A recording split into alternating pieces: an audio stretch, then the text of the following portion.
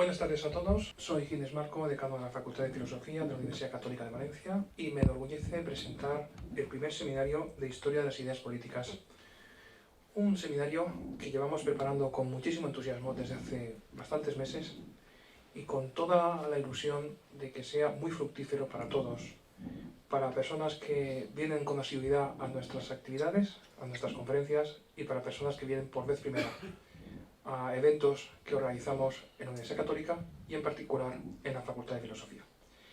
Quisiera excusar la presencia del señor rector, que en estos momentos tiene un compromiso ineludible en otra sede de la universidad y no le es posible estar con nosotros. Procurará estar en alguna de las sesiones que vamos a celebrar en el Ateneo. Como indica el programa, este curso se organiza de forma, digamos, sucesiva, alternando sedes, alternando la sede de la Universidad Católica y la sede del Ateneo. Este curso es fruto de la colaboración institucional al más alto nivel entre el Ateneo Mercantil de Valencia y la Universidad Católica de Valencia. Y es fruto, por supuesto, de la participación activísima del director de la Escuela de Filosofía del Ateneo, del profesor doctor don Antonio Lastra, que es el promotor de este curso, que es el gran relator de este curso y el que nos va a brindar pues, todas y cada una de las sesiones, 7 sesiones que vamos a tener, pues todo un mosaico de historia de la filosofía en cuanto a textos filosóficos que son muy valiosos para comentar y para analizar en profundidad, no solo hoy y ahora, sino en días sucesivos, entre sesiones, porque este seminario no se acaba a las 21 horas, sino que continúa y, por supuesto, cada sesión va a ser ocasión de encuentro, ocasión de confrontar puntos de vista y ocasión de filosofar desde el texto. La Universidad Católica está comprometida con la filosofía política desde sus inicios. El gran canciller de esta universidad conoce la nobleza de la acción política cuando va encaminada al bien común. Y precisamente por eso se adhiere a todo lo que en esta universidad se pueda organizar para resaltar el valor intangible de la acción política. Pero la acción política necesita una reflexión previa y partiendo de la tesis de uno de los autores que vamos a trabajar, yo mismo trabajaré, Alasdair MacIntyre, a propósito de que las ideas preceden a la acción, pues queremos analizar, investigar, desarrollar ideas nucleares del pensamiento político desde sus inicios hasta nuestros días y hacernos muchas preguntas. Tenemos que plantearnos muchas preguntas y ofrecer seguro alguna respuesta, pero principalmente plantearnos muchas preguntas. La Facultad de Filosofía de la Universidad Católica pues no solo imparte un grado en filosofía online que cuenta con la presencia pues, de estudiantes nacionales y extranjeros a lo largo ya pues, de 8 años que llevamos impartiendo el grado, sino que además pues, cuenta pues, con un máster universitario en marketing político y comunicación institucional donde hay abundantes contenidos de filosofía política. Y eso a lo largo de un curso académico, un máster que conduce al doctorado y que, bueno, pues muchos de nuestros estudiantes que han venido de distintas ramas, también la filosofía como es natural, pues han acabado haciendo un doctorado y han acabado quedándose en nuestra universidad o han tenido un buen destino profesional. Por otra parte, tenemos mucha intención de concentrar la actividad filosófico-política en torno a autores de alcance, de tal forma que profundicemos en esas obras perennes que han dejado una impronta para la posteridad y que podamos, a través de esas obras, reflexionar sobre problemas actuales de la filosofía política. Lo hacen autores canadienses, norteamericanos, también lo vamos a hacer nosotros. Y, por supuesto, yo quisiera, en este pórtico, en esta inauguración de este seminario, agradecer a todos ustedes su presencia, un día lluvioso, un día complicado, un día que a veces pues, nos cuesta movernos cuando todo es un colapso circulatorio. Y quisiera agradecer muy especialmente al profesor doctor don Antonio Lastra, que es gran conocido por parte de todos ustedes y que es un referente en la filosofía y en la divulgación de la filosofía también. El profesor doctor Antonio Lastra, pues yo le conozco desde hace 4 meses, puede ser, y bueno, la verdad es que nos conocemos como si no hiciera 4 meses, sino 4 años, 14 años, 24 años, hace mucho tiempo, parece, pero en realidad el tiempo de contacto profesional está siendo enormemente fructífero para mí en particular. Aprendo mucho de todo lo que él inspira y sugiere. El profesor doctor don Antonio Lastra es doctor en filosofía, profesor de filosofía en la enseñanza secundaria e investigador externo del Instituto Franklin de Investigación en Pensamiento Norteamericano de la Universidad de Alcalá. Preside la Torre del Virrey, Instituto de Estudios Culturales Avanzados. Sus campos de trabajo preferentes son la ecología de la cultura, la traducción como lengua franca, la escritura constitucional americana, el problema teológico político, la literatura inglesa y los estudios sobre cine. Su último libro es Aprender leyendo, de Apeirón Ediciones, y tiene pues un amplísimo currículum del que yo solamente he destacado unas notas. Decirles que este seminario, como indica su programación, pues va a tener hasta 7 sesiones y que van a ser todas ellas tuteladas por el profesor Lastra, y habrá profesores de esta universidad, profesores de la Facultad de Filosofía, que intervendremos, que apuntaremos, que plantearemos pues, cuestiones abiertas en cada una de las sesiones, desde hoy mismo hasta la sesión que concluye este seminario ya en el mes de febrero. Que van a estar con especial seguimiento todos los que están ustedes aquí, todos los que se han matriculado en el curso y los que no lo han podido hacer por problemas técnicos, y pedimos disculpas por ello. Bajo en Conserjería hay un mostrador donde podrán dejar sus datos personales para mañana resolver ese problema de matriculación. Que nadie salga de esta sede esta noche que no se haya podido matricular y sin haber dejado sus datos para poder gestionar todo con la mayor agilidad. Quienes vienen de parte, digamos, del CEFIRE, pues será conveniente que firmen. Aquí hay unas hojas de firmas, porque es lo que está preceptuado en este caso. Y ya sin más dilación, da comienzo esta primera sesión que va a desarrollar a lo grande, con toda la solemnidad, el profesor Lastra, sesión que lleva por título No esperes la República de Platón. Antonio, cuando quieras. Muchas gracias. Muchas gracias, Ginés. ¿Se oye bien? Parezco Robocop, llevo micrófonos por todas partes, pero entiendo que se oye más o menos. ¿Se oye bien ahora? Sí. Buenas tardes a todos. Esta es la primera de las sesiones de un seminario de Historia de las Ideas Políticas que empieza el Día de la Filosofía, que es el día 15 de noviembre, y que naturalmente tiene una ambición grande, que es la de, en términos ciceronianos, hacer que la filosofía ronde por las calles. Así que a pie de calle, prácticamente a la vista de los ciudadanos que están por la calle, nosotros nos hemos reunido para poder hablar largo y tendido sobre el nacimiento y la historia de algunas ideas políticas. Quiero agradecer naturalmente la hospitalidad de la Universidad Católica, en la que he encontrado amigos que verdaderamente parece que sean amigos desde hace muchísimos años. El profesor Ginés Marco, el profesor Peris, con los que me unen ya muchas horas de conversación, y debo decir que de esas horas de conversación es de donde nacen las ideas filosóficas. Los diálogos de Platón son horas de conversación. De todo esto vamos a hablar un poco. Lo que voy a decir cabe prácticamente en 2 o 3 citas ajenas al cuerpo de la República de Platón, que es el texto que esta tarde vamos a tratar. Voy a hablar durante un rato, espero no cansar a nadie en la sala. Debo decir que de la República de Platón he hablado muchas veces, así que entiendo que algunas personas puede que oigan decir algunas cosas que ya han oído. Intentaré que no sea así, intentaré que también para mí sea esta tarde una ocasión de volver a pensar algunas de las cosas sobre la República de Platón.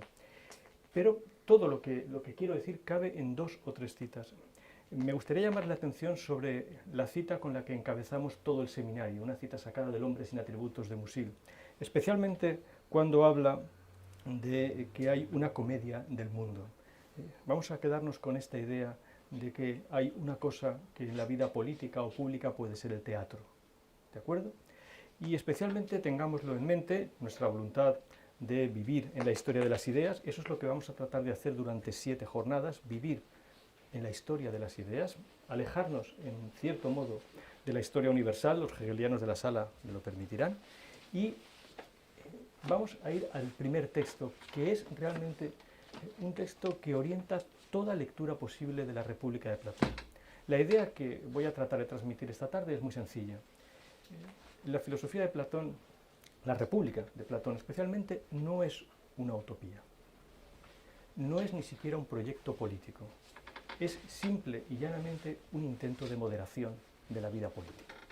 Nosotros vamos a analizar aquí la historia de las ideas políticas, de algunas ideas políticas.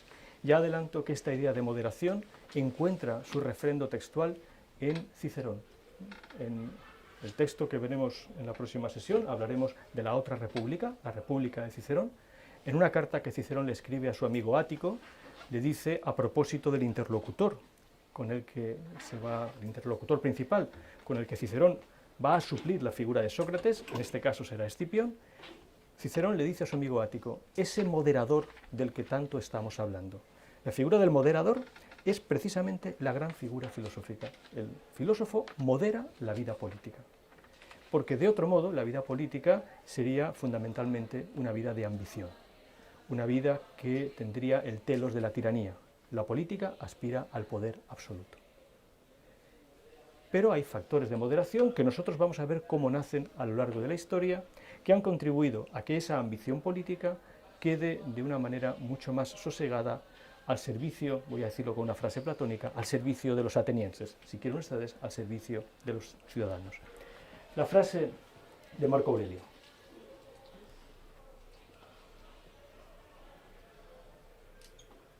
En todos los textos pondremos tanto la lengua original como la traducción, para aquellos que quieran seguirlo tal y como realmente se dijeron las cosas. Esta es una de las frases de las meditaciones de Marco Aurelio, o de los pensamientos de Marco Aurelio. No sabemos el título que tenían en sus apuntes que Marco Aurelio tomaba por las noches después de pasarse todo el día combatiendo contra los dacios. Adelante, por favor. Sin embargo, es un pensamiento sostenido hasta el final. Marco Aurelio podía ser acreedor a una figura platónica del primer orden, la figura del filósofo rey. Era emperador y era filósofo. Podríamos decir, durante el día era el emperador, y además el emperador en ejercicio, en el sentido militar de la palabra, porque escribe estas meditaciones en el campo de batalla, en Vindobona, ahora Viena, en la frontera del imperio, y por las noches se dedica a tomar estas notas. Este párrafo podría figurar al frente de cualquier edición de la República de Platón como una manera extraordinaria de entender cuál fue el propósito platónico. Pero esto está escrito unos 600 años después de que Platón escribiera la República, lo cual nos lleva a pensar en la necesidad de hacer bien un trabajo de transmisión, de historia de la filosofía o de historia de las ideas políticas. Hacia el siglo II, aproximadamente después de Cristo, cuando Marco Antonio, hacia el final del siglo I, casi el siglo II, después de Cristo, cuando Marco Antonio escribe esto, el texto de Platón empieza a perder sus contornos. Y una de las cosas que sabemos es que después se perderá durante muchos años hasta que sea rescatado en el siglo XV. Una de las características que tendremos que ver aquí, en la sesión siguiente y en la sesión que dedicaremos a la Edad Media, es que durante muchos años el texto de la República de Platón no se pudo leer en Occidente. Fue un texto muy leído por los filósofos árabes, que sí que tenían el texto, pero no por los filósofos de Occidente, ni por los pensadores de Occidente, ni por la Iglesia de Occidente, que no tenía a su disposición la filosofía política platónica. El único diálogo que estaba a disposición era el Timeo, un diálogo cuyas connotaciones, sin el precedente de la República y de otros diálogos, se perdían en la cosmología y en el problema del demiurgo. ¿Qué dice Marco Antonio? Entiendo que casi lo leen, pero lo leo con ustedes. La causa de todas las cosas es un torrente. Es fácil ver que en Se lo lleva todo hay ecos de la escritura de Heráclito, todavía disponible en algunos fragmentos a la altura del siglo I, casi II. Qué banales esos hombrecillos de la política, esto podría ser el periódico de la mañana, que según ellos creen actúan como filósofos. la palabra griega es difícil, las dos palabras griegas son difíciles de traducir, pero mis amigos que saben griego me han dicho que es buena traducción. Llenos de mocos, mocosos. Otras traducciones dicen babosos. Marco Aurelio está hablando de los políticos que le rodean. ¿De acuerdo? Entonces, ¿qué, hombre? Haz lo que ahora exige tu naturaleza. Naturaleza es una palabra clave en la República de Platón. No solo naturaleza, sino en muchos aspectos importantes, naturaleza humana. Muévete, si se te ofrece, y no mires a tu alrededor a ver si alguien lo sabe. No esperes la República de Platón.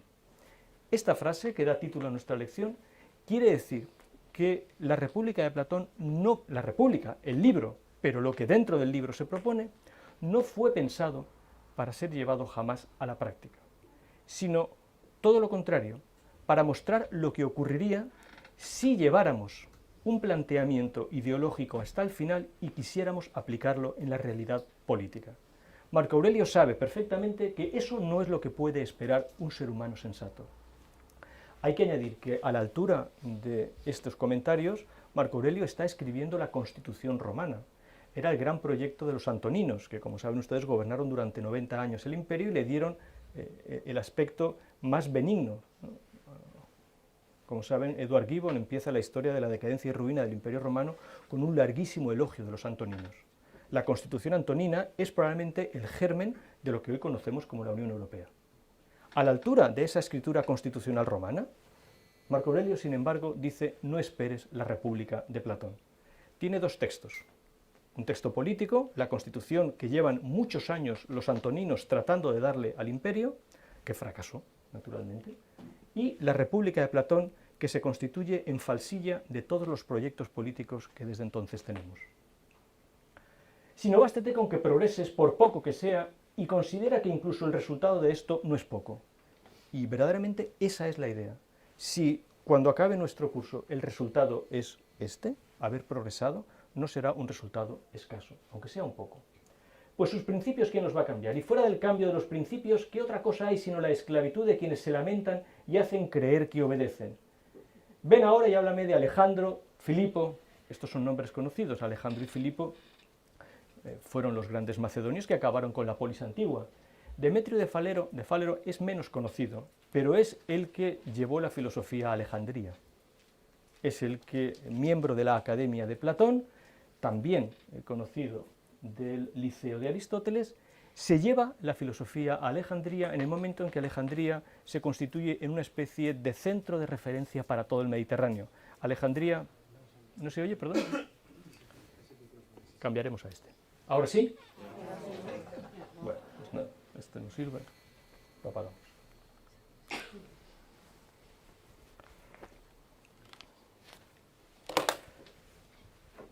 Alejandría ocupa momentáneamente el lugar que Atenas y Jerusalén habían dejado vacantes en el mundo mediterráneo. Y toda la constitución intelectual de Alejandría es obra de Demetrio de Falero. Pero Demetrio de Falero se había tomado demasiado en serio la República de Platón y cree que es posible, por así decirlo, constituir esa República de Platón. Veré si vieron que reclamaba la naturaleza y se instruyeron, pero si hicieron teatro, es la referencia de la comedia de la que Musil se quejaba, nadie me ha condenado a imitarlos. En el Día de la Filosofía podríamos acogernos a este lema de Marco Aurelio: sencilla y discreta es la tarea de la filosofía. El trabajo que vamos a hacer aquí durante 7 sesiones es un trabajo sencillo y discreto. No me incites a la vanagloria. La idea de este pasaje es muy sencilla. El filósofo es alguien que hace un trabajo sencillo y discreto. No se jacta de ello. Naturalmente que aquellos que sí que se jactan de ese trabajo intelectual son los sofistas. Primera consideración que tenemos que hacer para entender muy bien la República y la idea central de la República, que es ¿qué es la filosofía? ¿Quién se dedica a la filosofía? ¿Quién de verdad puede dedicarse a la filosofía? ¿Y cuál es la relación que la filosofía tiene con la sociedad en la que aparece? Ahora veremos la extrañeza de la filosofía, cualquiera que sea la sociedad. Esta es una idea que algunas de las personas que están aquí me han oído muchas veces, pero no todas, y por tanto quizás sea bueno repetirlo. Primera idea, no confundir nunca a un filósofo con un sofista. o de una manera mucho más sencilla, no confundirnos nosotros, saber que nuestro trabajo es sencillo y discreto y por tanto no ser sofistas. Este sería el primer mandamiento que podríamos tener como filósofos. La idea de Marco Aurelio, no esperes la República de Platón, es una pauta de lectura de lo que vamos a hacer. La segunda cita,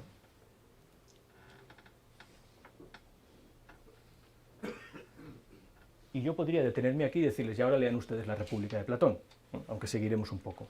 La segunda cita es de un hombre mucho más cercano a nosotros, Friedrich Nietzsche. Es una cita tomada de su época de filólogo, en Basilea, una introducción al estudio de los diálogos platónicos. Bueno, es seguramente algo a lo que nosotros podríamos acogernos. Estamos tratando de introducirnos en la lectura de los diálogos platónicos. Es el Nietzsche todavía filólogo.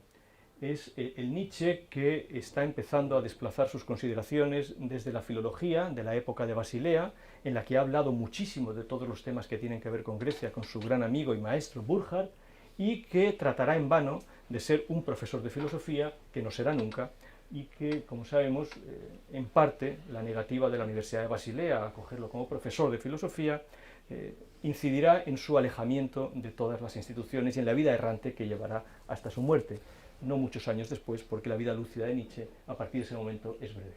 Pero en esa introducción a los estudios de los diálogos platónicos, y en la edición de Colli y Montinari, ya traducida en español, en la editorial Tecnos, se dice lo siguiente. Está hablando de la República, del texto que nosotros tenemos delante, del texto que Marco Aurelio había dicho, no esperes que esto se produzca en la realidad. Esa no era la intención platónica, no ese es el modo adecuado de leer la República ni de entenderlo. Y era la frase del emperador, del hombre que en esos momentos podía llevar a cabo lo que no podían llevar a cabo prácticamente los demás. Pero Nietzsche, en su estudio de Basilea, con la República delante, que podía leer muchísimo mejor de lo que nosotros podremos hacer nunca, nosotros no tendremos jamás la preparación filológica que Nietzsche llegó a tener para acceder a los textos. Recuerden que al final de su vida, 10 años después de esa última fecha, 1889, Nietzsche todavía pensaba que lo que él verdaderamente había hecho era procurar un acceso al mundo antiguo. Esa es casi una de las últimas páginas del Crepúsculo de los siglos. No hemos de pensar, dice teniendo la República en la mano, en una difusión considerable del escrito en tiempos de Platón. Esto es sociología, si quieren. Pero lo que está diciendo es, ¿cuánta gente realmente leyó la República de Platón? No era una cuestión de política editorial. La Academia de Platón era una editorial, entre otras cosas.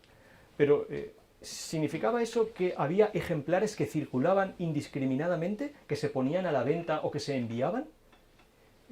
Esto no lo sabemos, no tenemos una idea clara de la circulación de la República de Platón, ni de si lo leían realmente fuera de la Academia. Lo cual nos lleva a pensar cuáles fueron las condiciones en las que ese escrito salió de la Academia y a quiénes se dirigía su lectura. Pero en cualquier caso Nietzsche es muy lúcido. No hemos de pensar en una difusión considerable del escrito en tiempos de Platón, sino solo en una comunicación a los amigos. Amigos era el término técnico con el que los miembros de la Academia se dirigían unos a otros. Los estudiantes de la Academia se hablaban entre sí como amigos. La palabra filía es una palabra clave para entender qué es la filosofía. La palabra filosofía se monta sobre la palabra filía. Por tanto, si alguien quiere hacer filosofía, la cuestión de la amistad, que ha mencionado Ginés nada más empezar la sesión, es una cuestión clave. No puede haber eso que llamamos filosofía en términos de enemistad. Ha de haber una cordialidad en el planteamiento de un pensador, por solitario que sea. Su dirección es siempre una dirección que tiene que ver con una comunicación central entre los seres humanos a la cual llamamos amistad. No estoy hablando todavía del eros que caracterizará la actividad filosófica. No es eros, es filia. Algo mucho más sencillo, mucho más sensato a veces que el propio eros platónico, que ya veremos que tiene sus dimensiones, pero que reclama que efectivamente la República solamente la podían leer quienes fueran amigos de la sabiduría. Esto es, la República es un escrito para filósofos.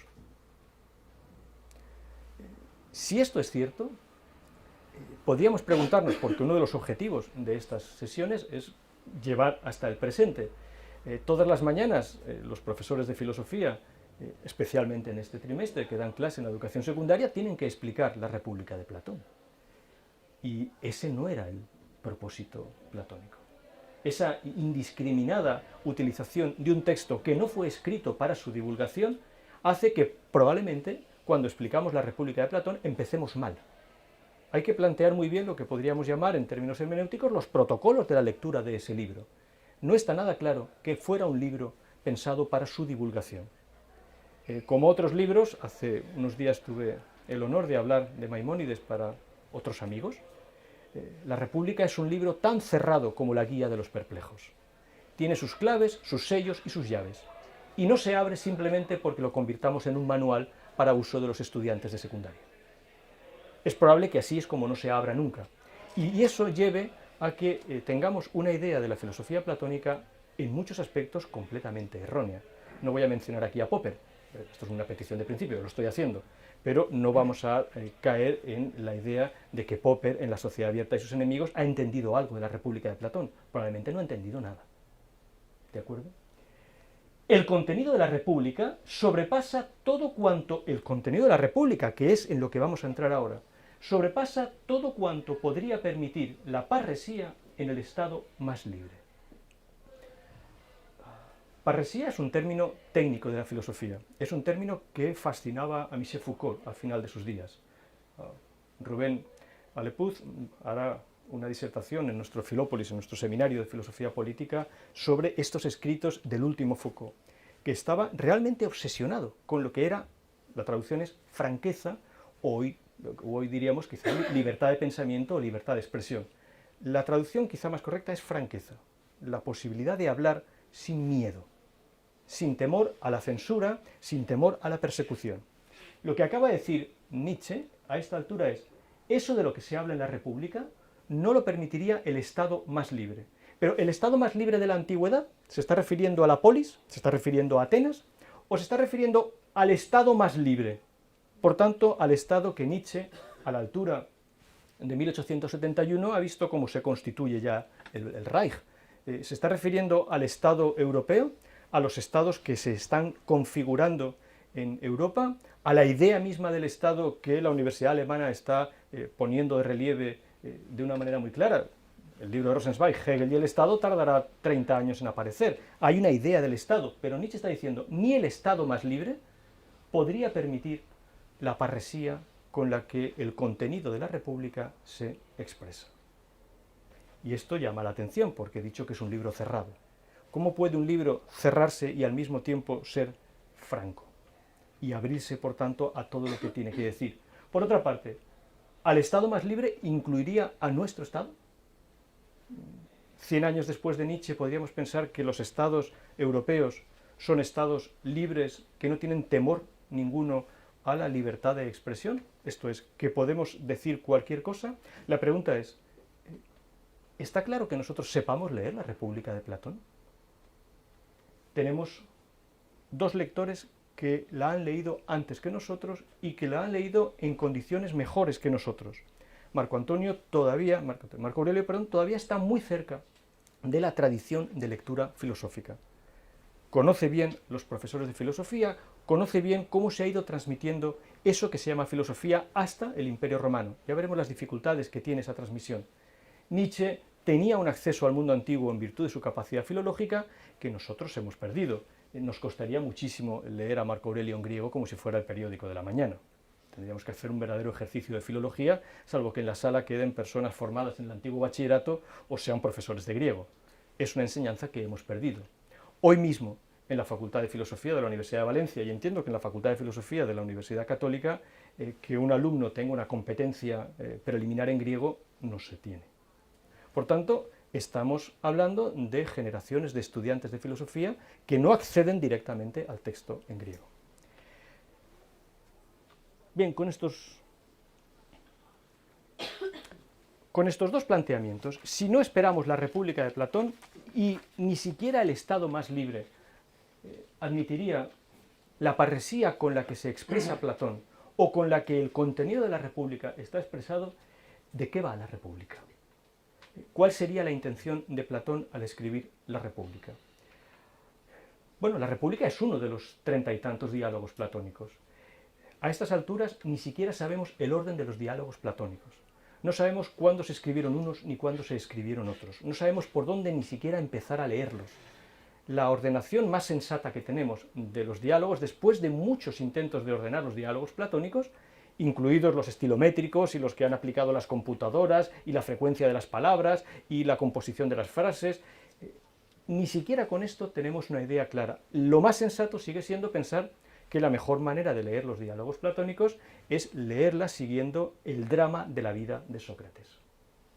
Eso nos lleva a cambiar por completo nuestra consideración de manual de cómo nos han explicado a Platón y de cómo todavía tratamos nosotros de explicarlo en nuestras clases. Cualquier profesor que está en la sala, y hay muchos porque se han matriculado, que tenga que explicar a Platón, si lo piensa dos veces, sabe el contrasentido absoluto del temario que tiene que ver con Platón y la República.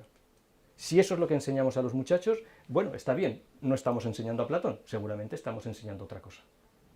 ¿Por qué razón? Bueno, si es verdad que tenemos que seguir la ordenación dramática de la vida de Sócrates, y no hay una ordenación más sensata realmente para empezar a leer los diálogos platónicos, el primer diálogo platónico que tendríamos que leer es el Parménides. Y claro, estamos acostumbrados a que el Parménides sea el diálogo en el que se critica la teoría de las ideas. Lo más sensato es pensar simplemente que Sócrates allí tiene 19 años. Y por tanto no hay una crítica a la teoría de las ideas, sino un nacimiento de las ideas. Y un nacimiento de las ideas ligado a la frase central del diálogo, donde Parménides le dice a Sócrates: sin esas ideas ni siquiera tenemos lenguaje. Estamos en un curso de historia de las ideas políticas. Esa frase ordena. Claro, si empezamos por el Parménides y acabamos por el Fedón, hay algunos diálogos que no sabemos ni dónde poner. Uno de ellos, el más largo, las leyes, que no sabemos ni siquiera dónde poner, porque tiene otra peculiaridad: Sócrates no está. La ordenación sensata nos dice, ese es el diálogo que hay que leer en primer lugar, porque es el diálogo presocrático. Caramba, si leyéramos la historia de la filosofía leyendo las leyes como el gran libro de los presocráticos, la historia de la filosofía empezaría a cambiar, porque las leyes es un gran libro de filosofía política, solo que es un libro de filosofía política presocrática. El acontecimiento central es Sócrates. Está el Menéxeno, que tampoco sabemos dónde poner, pero el Menéxeno incluye la broma más divertida sobre Atenas, la pertenencia a la comunidad, la ciudadanía y el patriotismo que podemos leer en la antigüedad. Una persona que ha leído el Menéxeno es una persona vacunada para cualquier fanatismo político. Además, es un diálogo lleno de bromas. Se le hace decir a Sócrates cosas que ni siquiera tienen lugar en la vida de Sócrates, que Sócrates no podía saber porque suceden después. Es un diálogo lleno de bromas, pero es un diálogo escrito para que nos riamos del fanatismo político. El Menéxeno tiene que ver con eso. Si es así, lo primero que podríamos pensar es ¿qué tiene que ver la politeia, el título griego de la República, con la polis? ¿Qué tiene que ver la República con Atenas? Solo si nos fijáramos en lo que se dice de Atenas en la República, empezaríamos a darnos cuenta de hasta qué punto esta politeia, que se puede traducir por constitución, lo llamamos república por la influencia ciceroniana, pero politeia en griego puede ser constitución. Si leemos las dos menciones de Atenas en la República, veremos hasta qué punto esta politeia no es una constitución al uso, como la constitución antonina, que Marco Aurelio tenía entre manos. Las dos menciones tienen que ver fundamentalmente con un personaje, con Temístocles. El hecho de que las menciones de Atenas tengan que ver con Temístocles es otra orientación.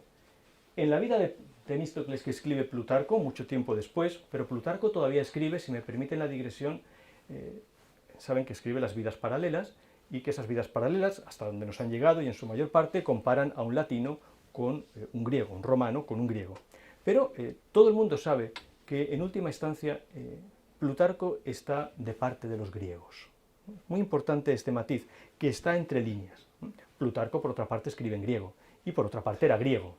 Plutarco es un hombre que sabe escribir muy bien entre líneas, porque sabe hasta qué punto la política imperial puede no dejarle decir determinadas cosas. Es administrador de Queronea, Queronea era la ciudad que registraba el final de la polis. Plutarco es un autor que sabía de lo que estaba hablando. Y en el pasaje central de la vida de Temístocles, Plutarco nos dice que Temístocles fue llamado, a raíz de un acontecimiento de la guerra del Peloponeso, Aner Apolis, el hombre que no tenía ciudad.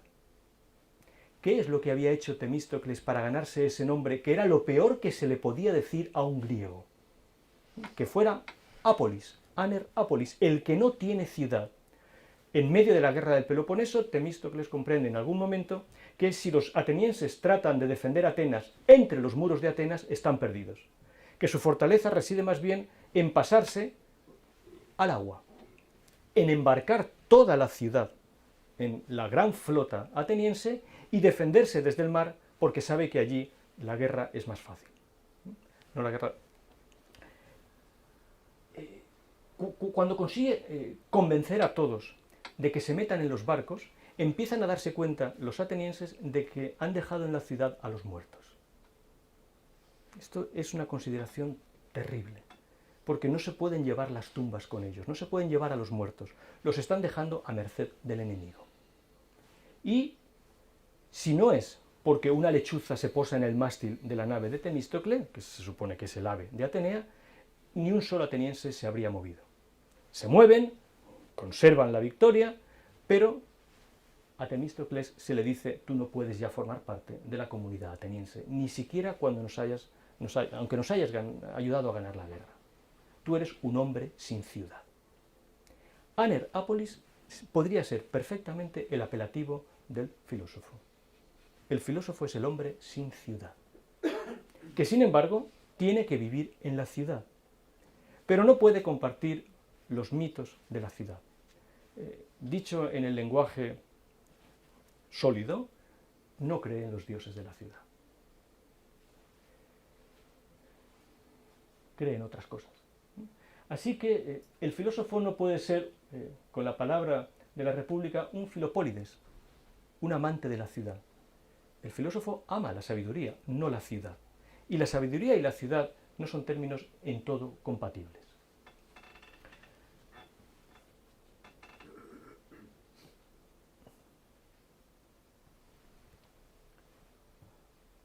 En cierto modo, todo esto se nos empieza a decir ya desde el principio. El primer párrafo de la República de Platón. Sabemos que Platón lo estuvo escribiendo durante toda su vida. En su lecho de muerte, Platón tenía el primer párrafo de la República y seguía reescribiéndolo. Lo que queremos decir con esto es que no sabemos muy bien cuándo se cierra el texto platónico. No tenemos una idea muy clara ni de la política editorial de la Academia, ni desde cuándo los diálogos se cierran. Pero en cualquier caso, lo que sí que sabemos es que este párrafo, este en concreto, de toda la obra platónica, ocupó a Platón durante toda su vida. Desde que lo escribe aproximadamente, si es así, si creemos que por la composición dramática la República no pudo escribirla antes de los 40 años, hasta los 80, cuando muere, son 40 años de reescritura de este párrafo. Algunos de mis amigos, pongo amigos aquí con énfasis, esto es, de los compañeros de filosofía, me han oído hablar muchas veces de este párrafo y lo hemos analizado en distintos seminarios. ¿Qué hay de tan importante en este párrafo? ¿Por qué dice todo? ¿Por qué este párrafo ya cuenta toda la República? Porque dice lo siguiente. La traducción es la vieja traducción de Fernández Galiano. La he puesto tal cual, pero es una mala traducción. No porque no haya traducido bien el griego, que sabían muchísimo más griego del que yo llegaré a saber aunque viva 3 vidas, sino porque eran filólogos, pero no estaban atentos a la filosofía. Estaban atentos al griego, pero el hecho de que Platón escribiera en griego es un accidente. Platón escribe filosofía, la escribe en griego, pero lo importante es que escribe filosofía. La primera palabra de la República, por tanto la primera palabra de este párrafo, es bajé. Allí la verán ustedes en 8º lugar. Esto es un contrasentido, porque los antiguos no podían leer los libros como nosotros, con esta facilidad. Los antiguos tenían rollos, que eran incomodísimos de leer. Eran 2 palos sobre los que se montaba el papiro y se desenrollaban muy despacio. Los antiguos escritores escribían sabiendo que la lectura tenía que ser lentísima. No es que escribieran lento, sino que el proceso de nacimiento de las ideas con las palabras era muy lento. No se podía leer deprisa, no se debía leer deprisa. Entre otras cosas, materialmente era imposible, porque el rollo no se podía desenrollar muy rápidamente porque se rompía. Y si se rompía algo que no era fácil. No había multicopistas en Atenas, no había tantos libros, no era fácil hacer las cosas mal, había que hacerlas bien, había que leer muy despacio. ¿Por qué la primera palabra es bajé? Creo que he dado 2 o 3 veces alguna conferencia fijándome en las 7 veces en que el verbo katabaino aparece en la República. Si uno coge esas 7 menciones, tiene la República de Platón entre manos. Las 7 menciones del verbo katabaino, bajar. Uno mira la República, la lee atentamente, anota las 7 veces en que aparece el verbo y tiene la República de Platón. Es la palabra más importante del libro. Hemos empezado diciendo, el filósofo no es ciudadano, es aner apolis, pero vive en la ciudad. ¿Pero cómo vive en la ciudad? Bajando. Para el filósofo, vivir en la ciudad significa tener que bajar. Los que habitualmente tenemos que explicar a los alumnos la alegoría de la caverna, sabemos que eso significa bajar a la caverna. Ahora veremos a cuántas cavernas, porque puede haber hasta 3. La primera palabra es bajé, kateben. Ya está marcando toda la lectura de la República. En griego, bajé ayer, y ahora fíjense en que aparece la palabra pireo. El traductor ha dicho al pireo, pero en griego falta el determinante. No dice en griego al pireo, sino bajé ayer a Pireo. Esto no sería importante si no fuera porque en la otra mención de la palabra Pireo en la República hay 2. Allí aparece con determinante. Aquí no. Aquí está hablando Sócrates y no dice al Pireo, al puerto del Pireo, al puerto de la ciudad de Atenas, sino que dice a Pireo. Esto nos lo está contando Sócrates a nosotros. La segunda mención de Pireo ya no es una mención socrática. Y por tanto se mencionará el Pireo como lo que era, el puerto de Atenas. Pero la raíz de Pireo, Peiraia, la raíz no solamente habla de algo indeterminado. Pireo hablaba en la memoria de los atenienses del hecho de que el Pireo en su origen estaba detrás de una lengua de agua. Era en realidad todavía una isla. Y en el eco era en la tierra del más allá. La República es una bajada al Hades. Y de hecho, toda la composición de la palabra idea, eidos, es un juego con la palabra aides, el Hades platónico. El Hades, el infierno, para que nos entendamos. Bajé ayer al Pireo, bajé ayer a Pireo, ahora bajé ayer al Hades. Está haciendo un juego con la nequia homérica, con la bajada a los infiernos. Y sabemos que es así, porque todos los personajes que van a aparecer en la República, todos ellos murieron de una muerte violenta. Y en la época en que esto se podía leer, ya habían muerto todos. Es un encuentro con los muertos en muchos sentidos. Bajé ayer a Pireo, en compañía de Glaucón. Este Glaucón, Glauconos, este Glaucón es el hermano de Platón. Platón no aparece nunca en la República, pero Glaucón y Adimanto son sus hermanos. Glaucón y Adimanto serán los interlocutores principales de la República, pero Glaucón y Adimanto no tienen el mismo carácter. De hecho, hay que saber siempre con quién está hablando Sócrates en la República para saber qué es lo que se está diciendo. En general, si leemos los diálogos platónicos sin hacer caso de quién está hablando, tendemos a hacer de los diálogos platónicos lo que no son, tratados de filosofía. Pero el hecho de que en un diálogo platónico se diga algo de las ideas, o de los números, o de la política, o de esto, o de lo otro, sin prestar atención a quién lo está diciendo, es el camino más sencillo para no entender la República o los diálogos platónicos. La frase Platón dice es la frase más arriesgada del mundo. Realmente no tenemos la menor idea de lo que Platón dijo. Tenemos una idea de lo que dicen muchos interlocutores en los diálogos platónicos. Casi siempre es Sócrates, pero Sócrates no siempre dice lo mismo, porque no siempre habla con las mismas personas. No es lo mismo hablar con Glaucón que hablar con Adimanto, que hablar con Clitofonte, que hablar con Trasímaco, que hablar con Céfalo. No. Con cada uno de ellos, Sócrates ha de emplear un registro particular, porque los diálogos platónicos son una imitación del habla, y el habla de los seres humanos tiene registros. Todos nosotros sabemos cómo debemos hablar según con quién vayamos a hablar. No solamente niveles de respeto, sino niveles de profundidad y niveles de transmisión de contenidos. Ya lo hemos dicho, la República era un libro para los amigos. No todo se puede decir a todas las personas. Por una razón muy sencilla, porque hay algunas personas que son enemigos. Y la filosofía tiene enemigos. Y recuerden ustedes que el acontecimiento principal hoy en el Día de la Filosofía es la muerte de Sócrates. Esto es, el hecho de que la filosofía, en última instancia, decidió la muerte de la filosofía.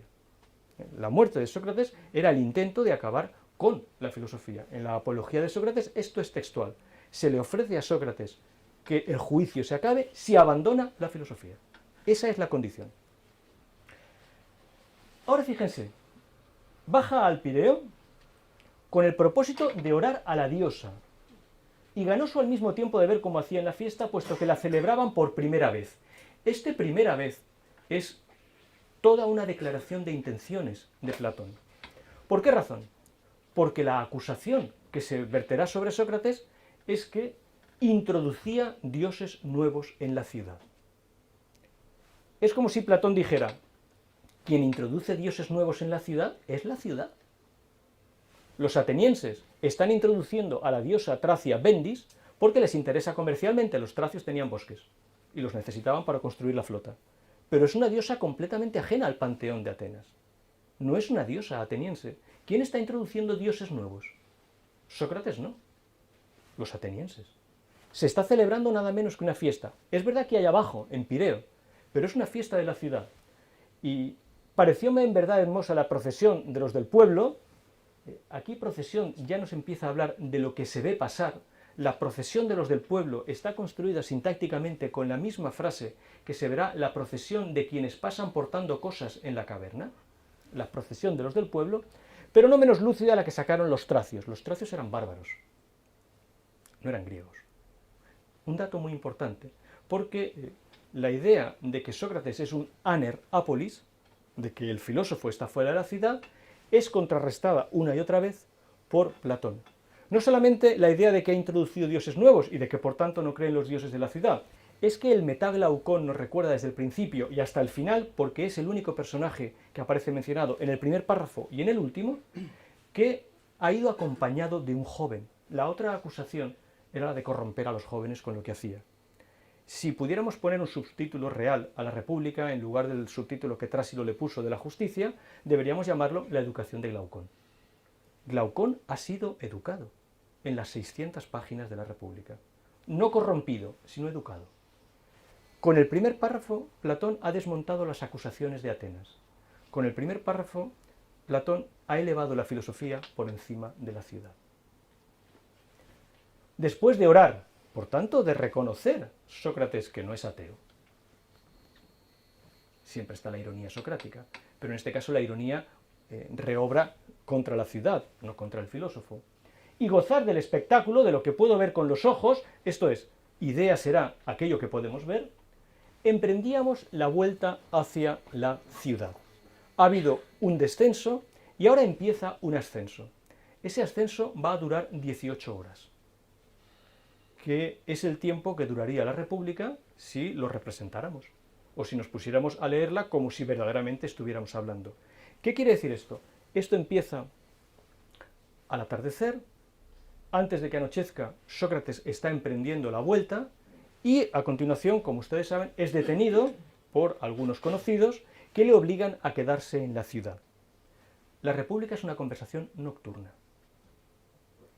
Por tanto, es una conversación que tiene lugar, como la bajada al Hades, en medio de la oscuridad. Están avanzando a ciegas hacia la metáfora central del libro, que es la luz, pero están en medio de la noche. Es una conversación nocturna, que sabemos que ha terminado porque ha empezado diciendo «bajé ayer». Es una conversación nocturna. La situación de cada uno de los diálogos es muy importante.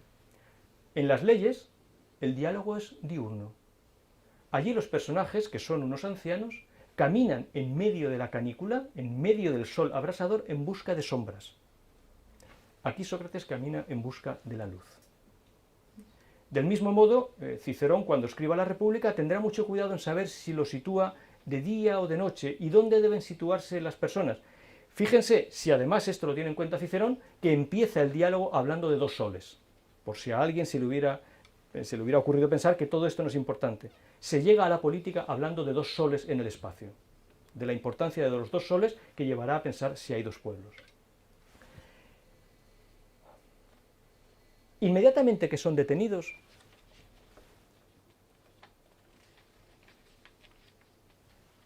la idea original, perdón por la interrupción, era que esto lo hiciéramos en una mesa rectangular y no que yo ocupara esta posición armado de micrófonos como si fuera Robocop. Eso quiere decir que cuando quieran interrumpirme, pues me interrumpen y dicen lo que tengan que decir y contestamos.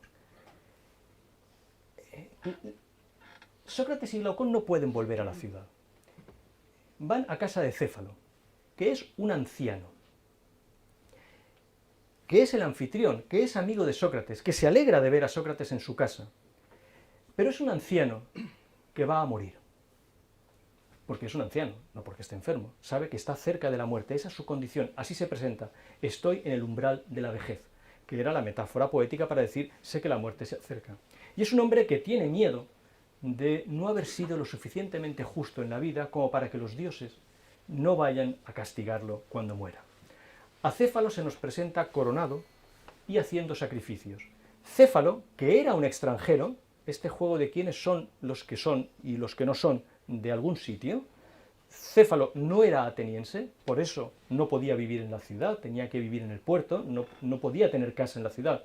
Pero era un hombre extremadamente rico, que se había hecho rico vendiendo materiales de guerra, como los bosses americanos en las guerras. Este hombre rico era el patrocinador del Partido Demócrata. ¿De acuerdo? Así que la conversación de la República tiene lugar en casa del jefe del Partido Demócrata. De noche, pero nos encontramos a este hombre, que no es ateniense, haciendo sus ritos a los dioses de la ciudad. La ironía no puede ser más grande. Todos los diálogos platónicos están llenos de ironías, de juegos de palabras, de momentos en los que realmente lo que tenemos que hacer es sonreír y a veces hasta reírnos a carcajadas. No son serios los diálogos platónicos. La actitud filosófica no es la tragedia nunca. Está mucho más cerca de la comedia, de la ironía, del que sabe cómo debe comportarse en las situaciones, del hombre que sabe vivir. Es mucho más mundano de lo que imaginamos un diálogo filosófico, un diálogo platónico. Pero lo decisivo en casa de Céfalo es la sustitución que tiene lugar allí. La conversación filosófica solo puede empezar cuando se aparta a Céfalo y a los dioses. Y entonces se crea un vacío. El lugar que los dioses ocupan, lo ocuparán las ideas platónicas. Esa sustitución, que no se indica, es la que motiva la aparición de la filosofía. Hay que tener presente, mientras leemos la República, mientras leemos las 18 horas de la República, que mientras Sócrates está hablando con sus interlocutores, en la habitación de al lado alguien está haciendo sacrificios religiosos. Es lo que en términos técnicos se llama la abstracción de la piedad, porque ya no se vuelve a mencionar en modo alguno lo que está teniendo lugar en la habitación de al lado. Además, el fracaso ha sido indicado con claridad, el fracaso de la educación tradicional basada en los dioses ancestrales, porque cuando Céfalo se marcha, le deja su lugar a su hijo Polemarco, que no es capaz de dialogar con Sócrates y que motiva la irrupción de un sofista. Todo esto es el libro primero de la República, que está planteando el preludio, la introducción, lo que se llama el proemio de la argumentación. La abstracción de la piedad se puede comparar con el Eutifrón, que es el diálogo platónico dedicado expresamente a la piedad, pero esa abstracción motiva que se pueda empezar a hacer filosofía.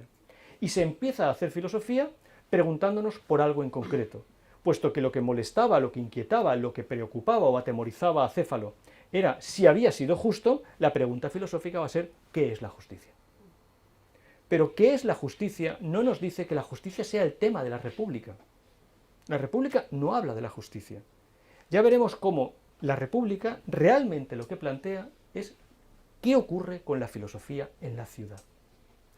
¿Qué es la justicia? Es el gran pretexto para empezar a hablar y para plantear una contraposición entre la justicia y la injusticia. Pero la pregunta clave la tienen aquí, por si no la pueden leer desde la distancia. La gran pregunta socrática, en cuanto a aquello de si los justos beben mejor que los injustos, que había sido el final de la argumentación con la irrupción del sofista Trasímaco, y son más felices que ellos, bien, de acuerdo, muy bien. No obstante, habrá que examinarlo mejor. El verbo en griego es skepteon, que es de donde viene nuestra palabra escepticismo, que en los diálogos socráticos no tiene jamás el sentido de duda o de no poder encontrar las cosas. Skepsis, que empieza a tener un funcionamiento fuerte en la lengua griega en los diálogos de Platón, significa investigación.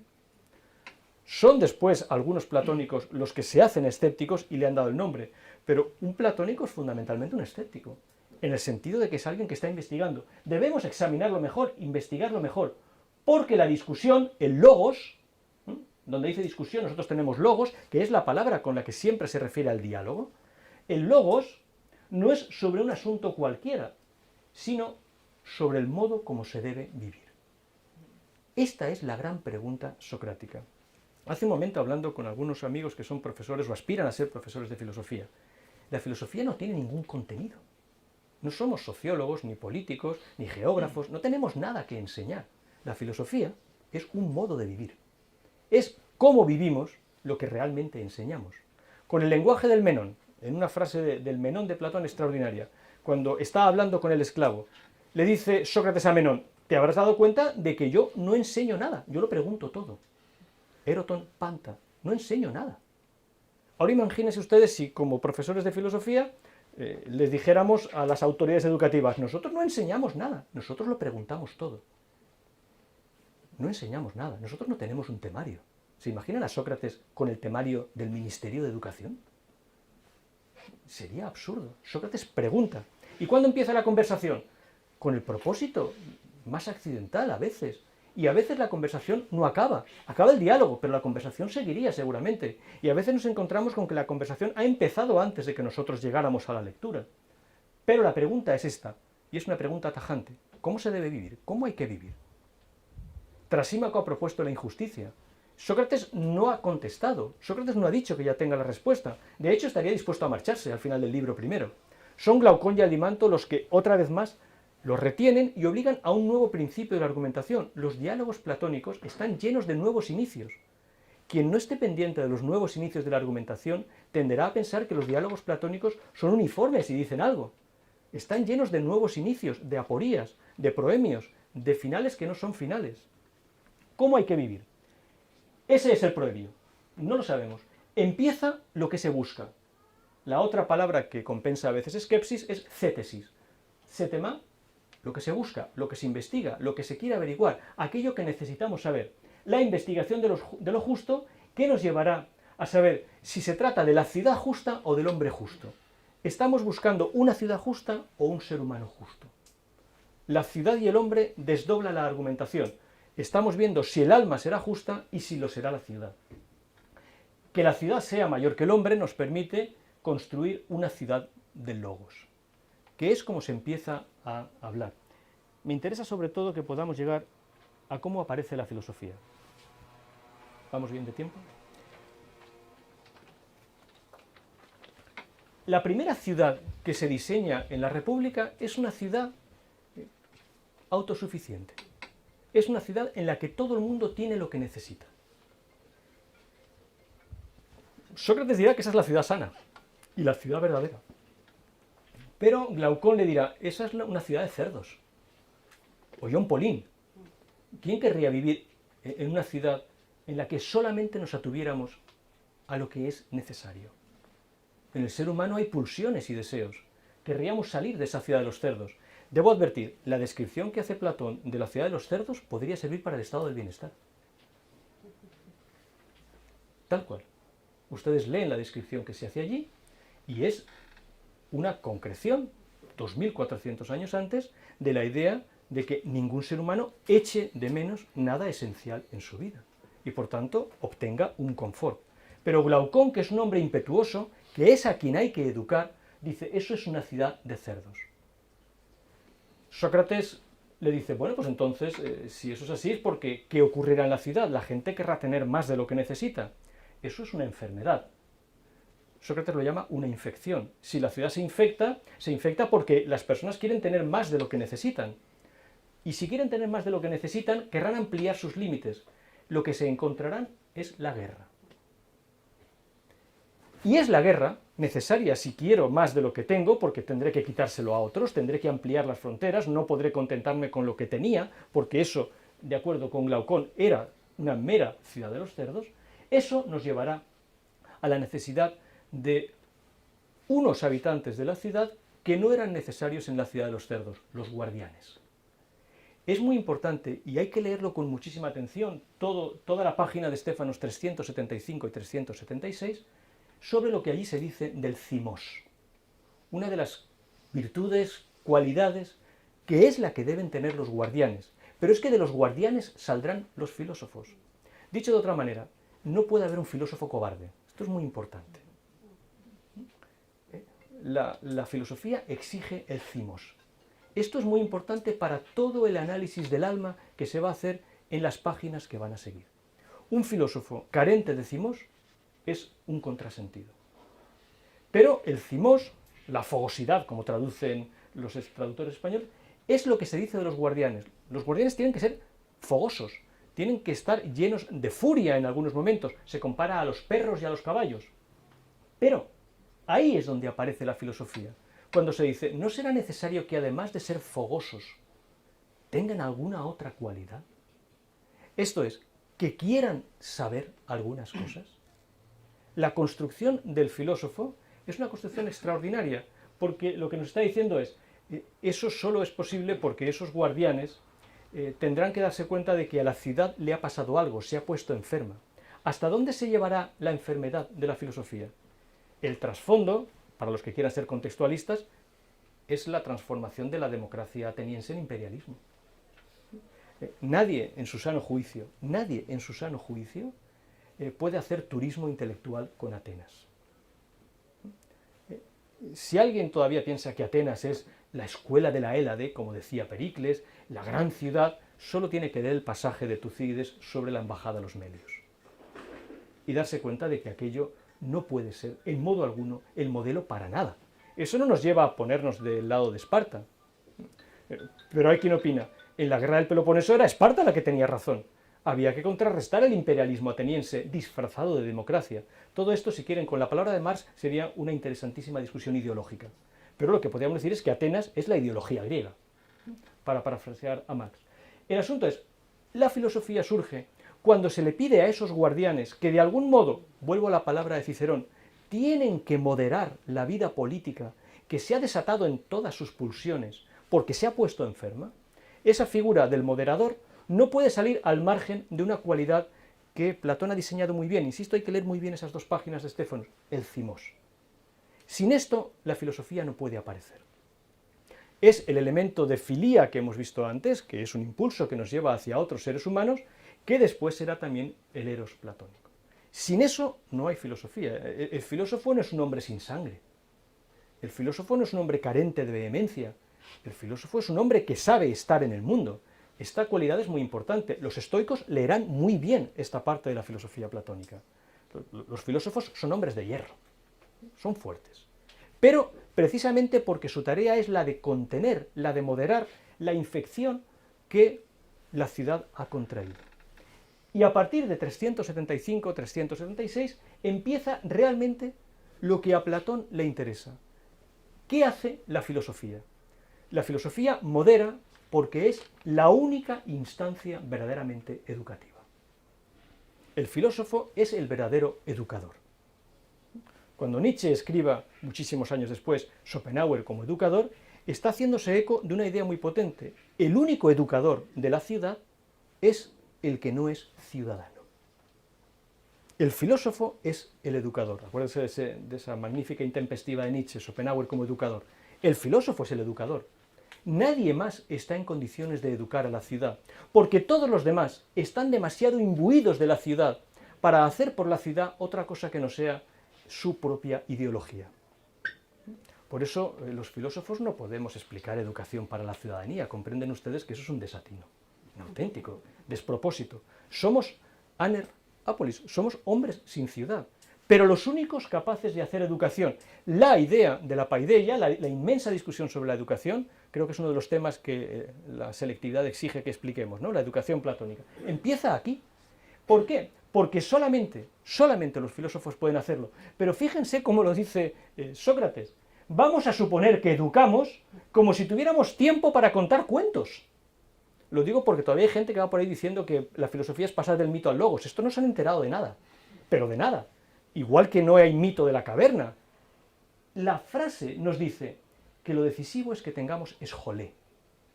Tiempo, en griego, es esjolé, de donde viene nuestra palabra escuela. El ocio en griego era el tiempo destinado a enseñar y aprender. No era el tiempo libre para irnos a navegar. Esjolé es una palabra fortísima en la filosofía que indica cuando un ser humano ya ha resuelto sus problemas vitales, sus necesidades vitales, entonces se encuentra con el tiempo que tiene para aprender.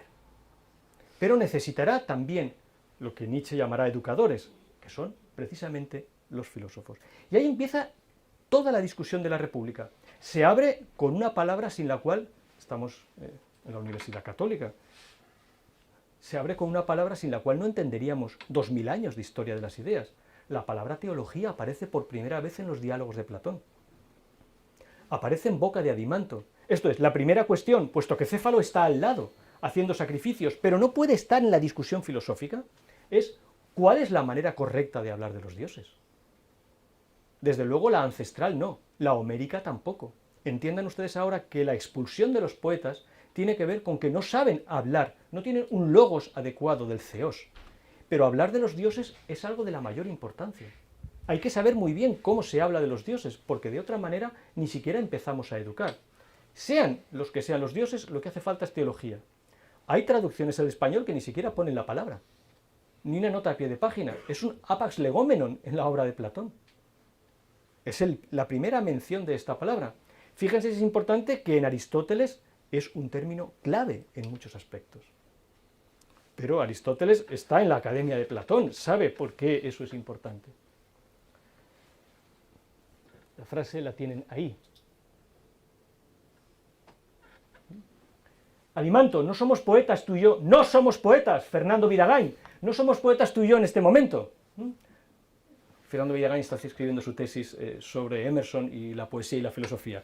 Pero no somos poetas, sino fundadores de una ciudad. La ironía socrática va por todos lados. Porque decir que son fundadores de una ciudad está diciendo, ¿y dónde ha quedado Atenas a esta altura de la discusión de la República?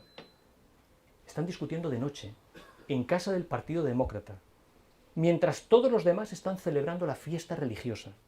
Imagínense ustedes, toda Valencia en las fallas y nosotros nos metemos de noche en una casa a discutir sobre los fundamentos de Valencia, mientras los demás están allí, el alcalde pronunciando su discurso, todos los falleros quemando las fallas, y nosotros al margen no participando de la carrera de antorchas, hablando de la fundación de una ciudad como si la ciudad no existiera. Nietzsche, no hay que pensar que esto lo leían más que los amigos, porque si esto caía en manos de la policía secreta de Pericles, ya pueden ustedes suponer que esto se acababa. Había claves para entrar y salir de la academia, ¿de acuerdo? No en todo muy distintas de entrar y salir de los misterios de Eleusis. ¿Qué quiere decir esto? No somos poetas, sino fundadores de la ciudad. Y los fundadores no tienen obligación de componer fábulas. Fábulas es mito. Los traductores deberían ser muy literales. Los traductores de filosofía deberían traducir palabra por palabra. Porque si no nos perdemos a veces de qué están hablando. Fábula no es la palabra que tenemos ahí, tenemos la palabra mito. No componemos mitos, sino únicamente de conocer las líneas generales que deben seguir en sus mitos, ahora sí, los poetas, con el fin de que no permitir que salgan nunca de ellas. Es que hemos de tener una teología, porque de otra manera ya un aspecto de la realidad empieza a escapársenos. Bueno, ¿cuáles serán esas líneas generales?, dice Adimanto. ¿Cuál será la teología que vamos a emplear? Pero eso es solo un aspecto de la paideia que empieza ahora. La educación empieza por todas partes. Muy poco después aparece la noble mentira. Uno de los pasajes, o la mentira como fármaco, uno de los pasajes más discutidos de Platón, que es la noble mentira. A Leo Strauss, que era un buen comentarista de Platón, esto le obsesionaba. En una carta a Gershom Solem le dice, ¿los cabalistas dicen algo de la noble mentira? Y se lo escribía a todos los amigos. Oye, en esta tradición hablan de la noble mentira, pero parece que de la noble mentira solo habló Platón. muy poco después aparece no la noble mentira por excelencia, sino ¿qué es el filósofo rey? En esa discusión. Porque la pregunta no es quién es el filósofo rey, sino verdaderamente, ¿quiénes son los filósofos? ¿Qué son esos filósofos? Recuerden ustedes la frase con la que se presenta el filósofo rey. No habrá fin para los males de la ciudad hasta que los filósofos sean reyes y los reyes filósofos, o hasta que filosofía y poder político coincidan. Pero lo que se añade a continuación es, pero eso no va a pasar nunca. El gran realismo platónico nos dice, nunca habrá fin para los males de la ciudad. La república es justo lo contrario de una utopía. Es un gran intento de moderación. Es tener que aceptar que no habrá fin nunca para los males de la ciudad. Pero precisamente porque no habrá fin nunca para los males de la ciudad, hace falta que alguien modere los males de la ciudad. Y esa moderación es la que empieza con la gran discusión que estaba, si lo recuerdan, sobre la justicia o sobre... No, de repente la discusión ya es sobre la filosofía. Y no solamente sobre la filosofía, sino sobre la necesidad de no confundirnos respecto a quiénes son filósofos. No lo son los sofistas. ¿Y por qué no lo son los sofistas? Porque los sofistas son la ciudad. Los sofistas son ciudadanos. ¿Cómo salvar entonces la filosofía de su contrapartida sofística y de su posible eliminación por parte de la ciudad? Insisto, de la muerte de Sócrates. Este larguísimo párrafo que tienen ahí es clave.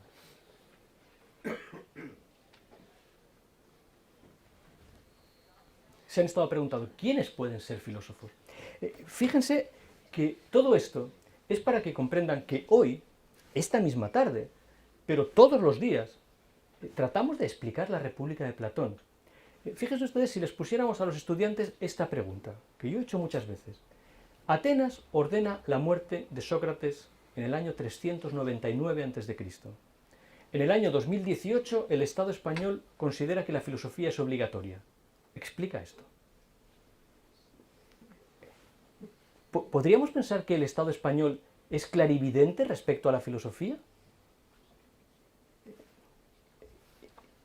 ¿Que hay una idea de progreso, que hemos avanzado o algo por el estilo? ¿A alguien se le ocurriría argumentar de este modo? La muerte de Sócrates nos dice que la filosofía, siempre que se distraiga, siempre que no sea lo que es, va a estar a expensas de la ciudad. Una cosa es matar a Sócrates y otra cosa es decir que el filósofo tiene que ser educador de ciudadanos. En el sentido en que, por ejemplo, cuando Aristóteles empieza a escribir la política, dirá al final del libro octavo, al inicio del libro octavo, al final de la política, la educación debe adaptarse a la Constitución. ¿Es verdad eso? ¿La paideia debe adaptarse a la politeia? Y Aristóteles empieza ahí una larguísima discusión con la que acaba lo que tenemos como apuntes de la política. Pero esta es la idea que hay aquí.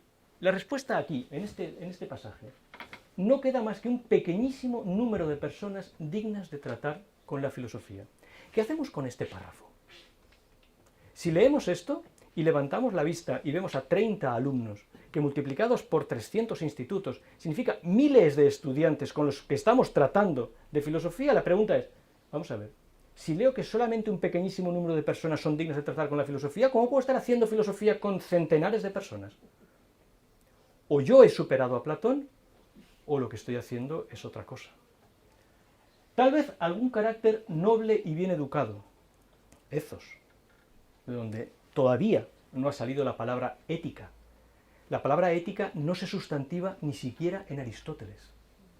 Una de las palabras más sobredimensionadas y sobreexplotadas de nuestro lenguaje sigue siendo ética, una palabra que en Aristóteles todavía es adjetiva. Lean ustedes la Ética a Nicómaco en busca de la primera mención de la palabra ética, porque van a tener que pasar unas cuantas páginas. No se va a encontrar. La Ética a Nicómaco no sabemos ni siquiera si es un uso adecuado del título de ese libro. Algún carácter noble y bien educado que aislado, y ya empezamos, por el destierro, haya permanecido fiel. ¿Qué quiere decir aquí el destierro? Que el filósofo tiene que estar en todas las circunstancias en el destierro. No es un ciudadano. Es la condición de Temístocles. Habíamos empezado así. Aislado por el destierro, haya permanecido fiel a su naturaleza filosófica por no tener quien le pervierta. Pero Platón no permite que el filósofo tenga la libertad natural de la vida contemplativa, que luego Aristóteles se permitirá. La primera palabra de la República era kateben. El filósofo tiene que bajar a la caverna. Por muy desterrado que esté, el filósofo tiene que volver al seno de la ciudad.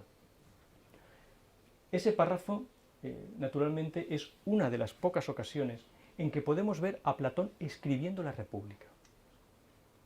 Porque no solamente está hablando del daimon socrático, sino que entre líneas está hablando de la terrible conmoción que para Platón significó la muerte de Sócrates. A estas alturas, Sócrates aún tienen que pasar 30 años para que lo acusen. Pero aquí ya está todo el germen de la muerte de Sócrates.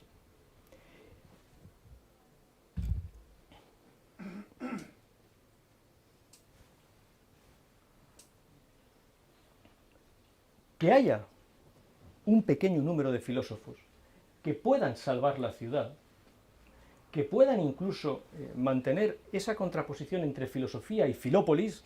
Cuando hace unos cuantos años fundamos el Seminario de Filosofía Política, escogimos esta palabra deliberadamente para saber en qué ámbitos podíamos ejercer realmente la filosofía. Filópolis es una palabra muy fuerte en Tucídides y en Platón. Y es muy bonito examinar cómo se articula en Tucídides y cómo se articula en la República de Platón. Estamos, en el fondo, convencidos de que hay filósofos porque son aquellos que procuran las más grandes enseñanzas, los que están buscando la realidad, ta onta zetousin. La cétesis es sobre la realidad, esa es realmente la filosofía. Y solo entonces, cuando ya se ha discriminado fortísimamente quién puede ser filósofo, es cuando empieza a mencionarse, y aparecerá mencionada en varias ocasiones, pero como recordarán ustedes, muy poco explicitada, qué es la idea del bien. Solo en algún pasaje quedará, por así decirlo, diseñada la idea del bien.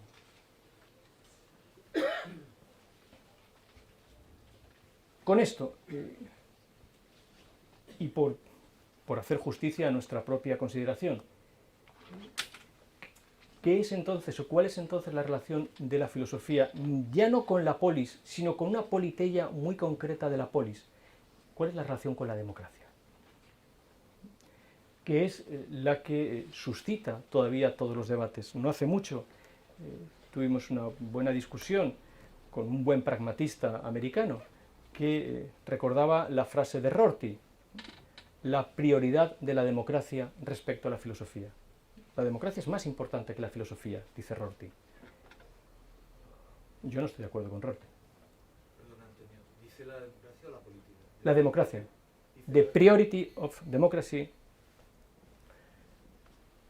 ¿Qué dice Sócrates realmente de la democracia en el análisis del libro octavo de la República?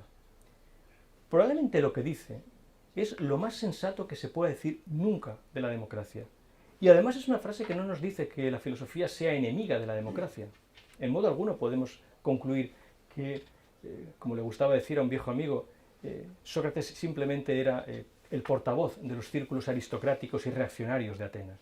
En modo alguno. Sócrates dice, la democracia es la constitución más hermosa. Pero esto puede ser simplemente un juego. Lo que dice realmente es la más apropiada para investigar las constituciones. Constitución ahí es politeia. Así que, ¿qué le ocurre a esa politeia concreta que es la democracia? Que es la politeia más apropiada para ejercer la filosofía. Porque solo en la democracia la política se revela como política. En ningún otro régimen la política se revela como política. Todos los demás regímenes falsean la vida política. Solo la democracia la pone tal y como realmente es. Por eso para el filósofo la democracia es tan extraordinaria, porque en la medida en que es allí donde verdaderamente puede ejercer su investigación, su tarea es preservar esa democracia, aunque sea como objeto de una investigación, porque si solo allí la política se revela como lo que es, solo allí los ciudadanos que no pueden ser filósofos, porque no todos pueden ser filósofos, Solo allí los ciudadanos podrán ser verdaderamente ciudadanos.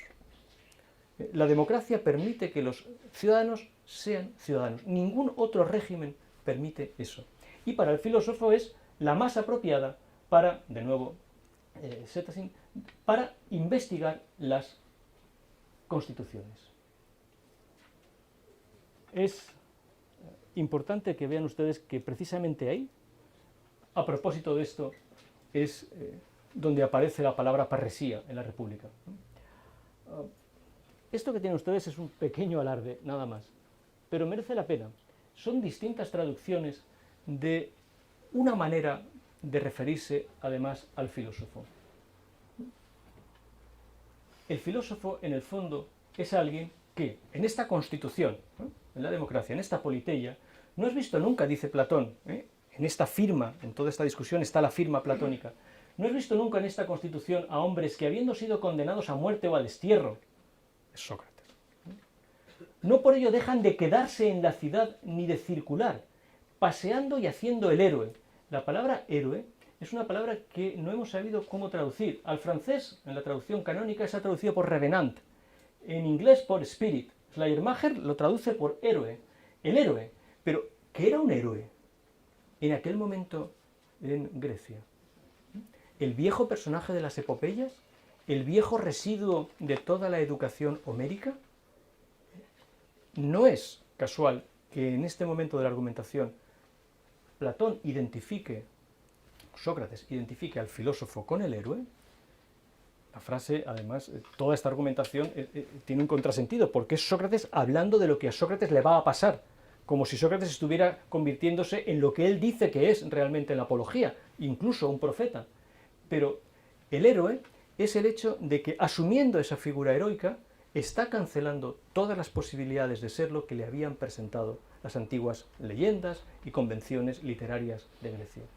Es un pasaje precioso. Fingiendo no verlos, hace caso omiso de ellos. Realmente el filósofo acaba viviendo así. Salvo que tiene que estar continuamente en la ciudad. Pero el pasaje nos recuerda esta idea algo sonámbula de que toda la República es una especie de diálogo entre muertos. De que esto está teniendo lugar a un nivel extraordinariamente profundo. Yo me voy a detener en el libro 9, no voy a entrar en el libro 10, pero el libro 10 es la corroboración de todo lo que les estoy diciendo. Que todo esto sea un diálogo de muertos nos lo confirma en parte el hecho de que la República acaba con un mito grandioso. El mito de Er, que explícitamente es el que ha ido a ver lo que ocurre entre los muertos. Y recuerden ustedes que el mito acaba sin explicación y en un último párrafo, que igual que el primero, es de una necesidad logográfica apabullante. Todas las palabras que están ahí son necesarias. Y hay que leer muy fino para darnos cuenta del cambio verbal, de cómo primero se dirige a uno y después pasa a dirigirse a todos, y de cómo articula la palabra frónesis, y de cómo articula la palabra justicia, que ha sido parte de la discusión, y de cómo se nos está diciendo realmente que, en el fondo, la filosofía necesita hacerse acreedora de lo que ha dicho para la ciudad. Si eso es así, serán felices, ¿de acuerdo? Y el final casi parece el de un cuento. Y fueron felices. Es que ese es el final de la República. Parece que sea simplemente lo que Trasímaco le ha dicho: Sócrates, no paras de contarnos cuentos.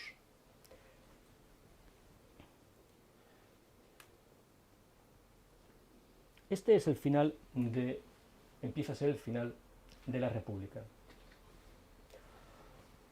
Sobre esto di una charla hace unos días, no voy a insistir demasiado. Pero la consecuencia final, y por esto acabo aquí para volver a Marco Aurelio, de aquí nace la idea de Marco Aurelio, incluso nace el que sería seguramente el título real de las meditaciones de Marco Aurelio, Pensamientos para uno mismo. La idea de que hay una ciudad interior y un hombre interior. Y que el filósofo no querrá actuar en política.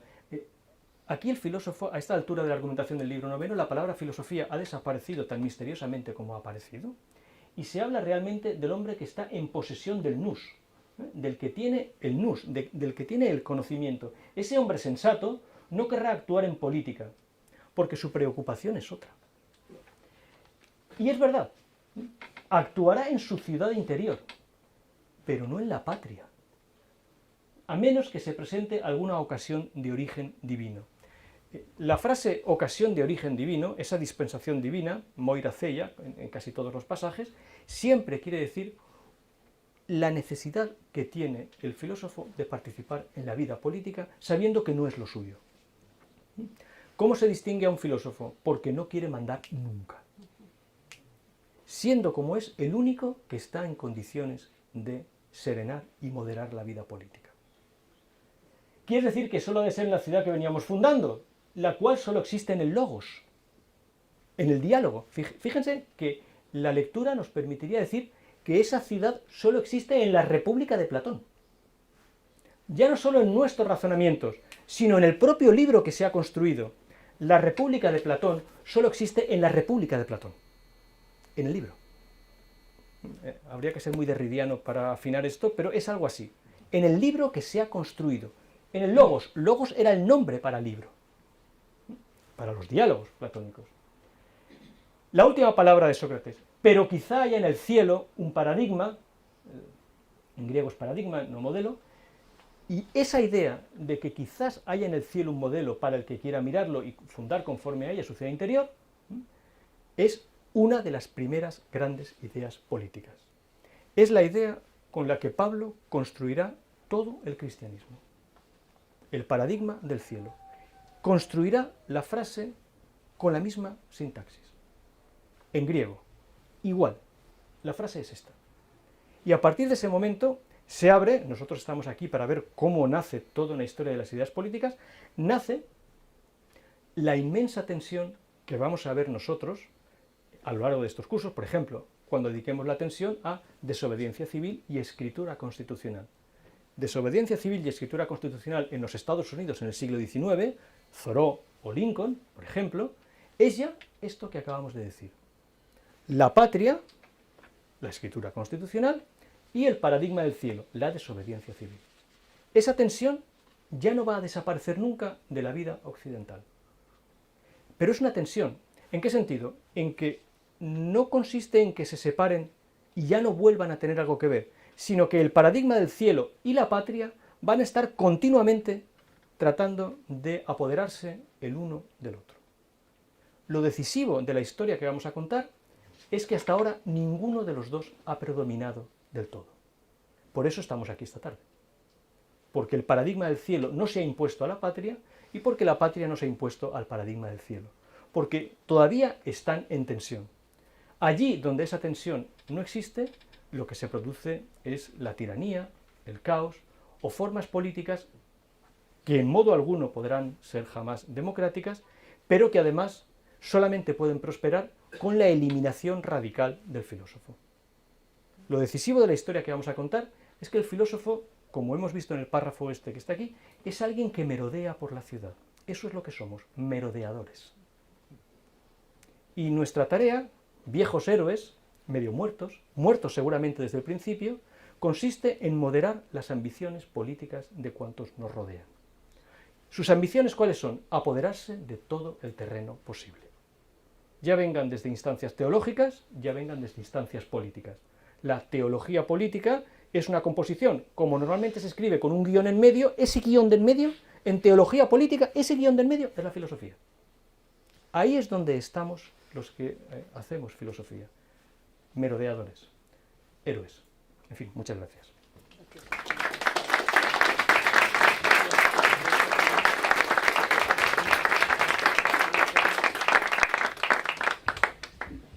Muchísimas gracias al profesor Antonio Lastra por esta brillantísima conferencia introductoria de este gran seminario que vamos a ir viviendo hasta el próximo 19 de febrero, ahí es nada.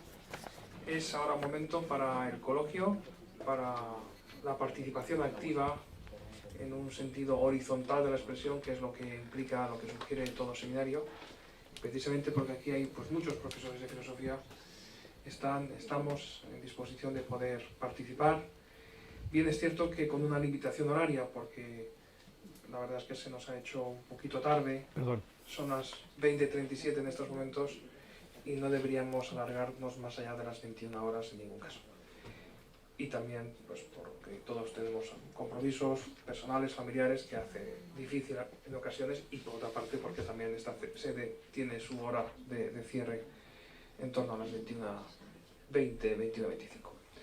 Bueno, pues tenemos ocasión ahora para el debate, para la confrontación, y yo te quería plantear, Antonio, después de haber leído a fondo hace ya muchos años y de haber retomado la investigación en torno a la República de Platón, yo quería analizar algún aspecto, o mejor dicho, que me ayudaras a analizar algún aspecto que quizá pues, me he fijado yo mucho o en demasía, y que tú pues, me puedes dar pistas fundadas respecto a cómo manejar esta situación de incertidumbre en la que yo me veo, muy reflejado en los tiempos contemporáneos, que es donde intento trasladarme sin caer en falsos y perjudiciales anacronismos, en la figura de Trasímaco. Y la figura de Trasímaco dice algo especialmente en 347e y 348a, dice algo bastante inquietante, pero demasiado verosímil, tal y como lo podemos escuchar, seguir en los medios. La justicia acaba siendo lo que es más conveniente para el que manda, para el gobernante. Por tanto, digamos que se pueden cometer todo tipo de atropellos, pero lo cierto es que quienes cometen injusticias al modo como Sócrates lo entiende, y por eso es muy bueno reflexionar sobre la justicia, porque es reflexionar sobre la vida social, política, sobre la filosofía en definitiva, pues la verdad es que quien comete injusticias en el fondo vive muy bien. En el fondo no tiene ninguna penalización por ello. Y este tema a mí me preocupa mucho, no solo porque Platón ya lo ha tratado especialmente en Gorgias, en la figura de Calícles, que es, bueno, pues bastante...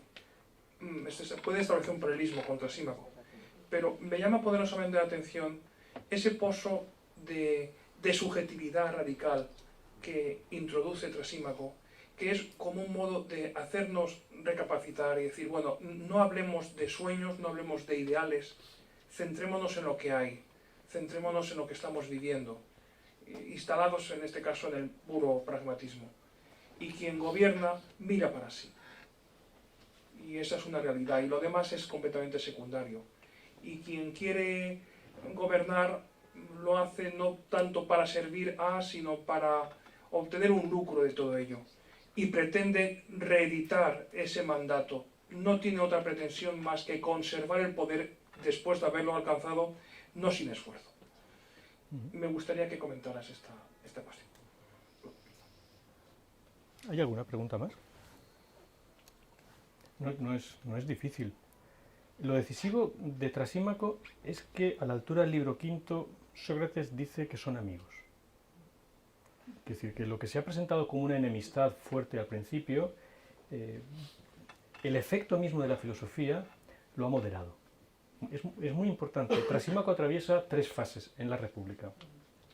Irrumpe como una fiera, como una bestia, se ruboriza y acaba siendo amigo de Sócrates. Yo tiendo a pensar que ese trabajo de la filosofía es posible. Trasímaco dice varias cosas. No solamente que la justicia es lo que conviene al más fuerte, sino que el gobernante, en cuanto que gobernante, no se equivoca. Esta es una idea de la que Hobbes sacará un partido extraordinario. Trasímaco es, como todos los sofistas, un extranjero que acaba poniéndose al servicio de la ciudad. Aquí lo decisivo no es tanto la figura del gobernante como el hecho de que a la altura del libro cuarto se diga que es la ciudad el mayor de los sofistas. Lo que ocurre con los sofistas es lo siguiente, tal y como los ve Sócrates o Platón, que son personas extraordinariamente inteligentes, que son personas con un conocimiento exhaustivo de muchas cosas, son personas con las que merece la pena hablar, pero han puesto su inteligencia al servicio de la peor causa. O se han equivocado de causa, y esa es la tragedia del sofista, que con toda su inteligencia está sirviendo a lo que no debe. El trabajo de la filosofía es justamente el de lograr la amistad del sofista. Porque con el sofista, el filósofo, tiene algo que ver. En la apología de Sócrates, Sócrates no mencionará a los sofistas como enemigos suyos. En su último gran discurso, los sofistas no serán sus enemigos. Porque Sócrates es fiel al reconocimiento de que estas personas son extraordinariamente inteligentes. El problema es que han usado su inteligencia al servicio de una causa equivocada. Corregir eso es muy importante. Yo ya diría lo siguiente. La única manera de conseguirlo es, haciendo alarde del hombre interior, es no equivocarnos nosotros. Entonces, la mayor parte de los que estamos aquí esta tarde tenemos cierto interés por la filosofía. ¿De acuerdo? Pero sabemos las dificultades que hay todos los días para que una buena parte de nuestro trabajo no sea simple y llanamente sofística. Tiene que ser una lucha interior nuestra el no ser sofistas. ¿Por qué? Porque una parte muy importante del sofista y del filósofo es la misma. Una altísima dedicación y esfuerzo intelectuales. En esto no hay ninguna jactancia. Hay simplemente el hecho de que no nos reconocemos como personas de una elevada complexión corporal. Nos reconocemos como personas cuyo trabajo consiste en comprender la realidad, en buscar la realidad. El problema es que en determinado momento el sofista pone todo eso al servicio de otra causa. Y el filósofo no. Ya hemos dicho cómo vive, como un merodeador. El sofista quiere la gloria. La estatua de oro de Gorgias le pesará para siempre. Allí donde Gorgias acabó teniendo una estatua de oro, Sócrates tuvo la cicuta. Esta es la diferencia fundamental. Eso no quita para que el filósofo no intervenga en todos los debates en los que se tercie. Es que es un merodeador, es que está en todas partes. No escurre el bulto, pero no se pone al servicio de la ciudad. Es muy importante porque no se trata solo del gobernante, Ginés. Lo que a mí me preocupa no es el gobernante. El gobernante es ridículo. En la mayor parte de los casos es un hombrecito sin importancia. El problema es cómo alguien se mantiene en el poder, y se mantiene en el poder porque la ciudad lo respalda. El viejo poema de Brecht, ¿no? Que Julio César no llevaba ni siquiera un cocinero cuando hizo la campaña de las Galias. Mi problema es que el gobernante es siempre el reflejo de una ciudad. El poder no es de un hombrecito, es de todo un grupo de gente en la ciudad que lo soporta. Y ahí es donde empieza el gran trabajo filosófico, que es un trabajo de educación. Por eso el itinerario de Trasímaco en la República es tan aleccionador. La absoluta falta de educación, la fiereza, la violencia con la que Trasímaco se presenta, luego el rubor, se avergüenza, y después la amistad. Pero ya no vuelve a hablar. Que no vuelva a hablar, que se tenga que entregar al silencio, es una muestra de que ha sido educado. Y de que la persona que lo sustituye en la argumentación, que es Glaucón, ya no será el joven impetuoso que es al principio. El que le dice a Sócrates, esto que estás diciendo, la ciudad de los cerdos. Glaucón al principio de la República es muy impetuoso, recuerda mucho a Trasímaco. Pero al final de la República es el que merece que su nombre sea mencionado. Por tanto, la República es un gran libro de educación. Pero naturalmente se construye sobre el hecho de que la República es la República. Es esto. Estos son los límites. Con esto hemos de manejarnos, no proyectándolo hacia... No es el modelo de una ciudad, no es una utopía, no es nada de esto. Es un libro que nos enseña cómo debemos vivir, tratando con un muestrario de gente que es bastante representativa y además con ese trasfondo mitológico de la muerte de todos nosotros, ¿no? Así es como yo lo veo. Gracias. Muchísimas gracias. Por favor. Siento no haber tenido los textos porque no me han llegado, tampoco sé los motivos, ¿no? Yo se los explico y es muy sencillo, porque esa es una forma de hablar que es fácil de resolver. Yo he escrito a todas las personas que se han matriculado, tanto por el CEFIRE como por la Universidad Católica. Hemos advertido que ha habido problemas y por eso hemos pedido su correo electrónico para subsanarlo. Pero he escrito a 50 personas y les he enviado los textos. Y para los que no lo tenían, por eso los hemos puesto aquí. Pero si usted me deja su correo electrónico, esta misma noche lo tiene. Lo digo porque me ha parecido bastante interesante la charla, la conferencia que ha dado.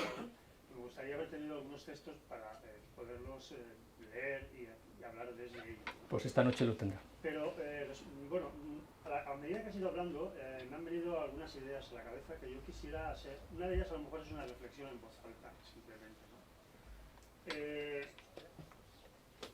Has hecho tantas precisiones hermenéuticas al texto de Platón, al texto de la República, es decir, la traducción, quién habla, desde dónde se habla, por qué se habla, que a medida que iba escuchándote, llegaba a la conclusión de que hay una cuestión de principios.